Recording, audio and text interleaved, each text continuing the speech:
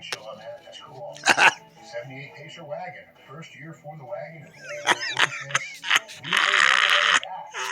Very rare. Duh. We featured Pacers before on Roadkill's Junkyard Gold, but He found that bitch. 1978 was the first year for an optional 304 cubic inch AMC V8. Dog, he found the bitch. The vast majority of the Pacers in 78 had the 90 horsepower 232.6 or the 95 horsepower 258 cubic inch 6. None of those was a ball of fire, but the V8 had 120 horsepower. It was a very special car. Pacer debuted in 1975 as a hatchback coupe. Dog. 1976 was so popular that it outsold the Pontiac Firebird by 7,000 units. But by 1978, well, sales were flattening and something had to be done to refresh the car. That something was a station wagon body.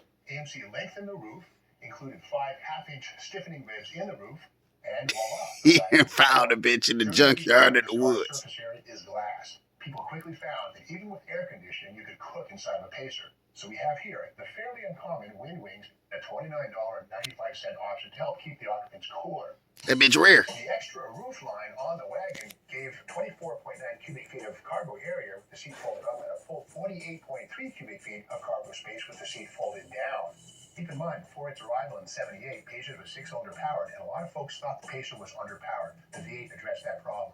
This was Chrysler's 904 3-speed automatic, a good piece, but again, no 4 speeds or 5-speed manuals in Pacer. I see why Cole wanted that bitch. I was 14 years old in 1978 when the V8 was added to the Pacer option sheet, and I thought, like a lot of people, that the Tombstone hood and grille was only found on V8 cars. It turns out all Pacers got this. It was a refresh, but it was also needed because the V8's larger radiator. It's missing here, but we can see where the top tank would have sat right here, which would have been right in the way of the standard Pacer's flat hood. And in fact, the radiator core support, this piece here, is also V8 only and welded in.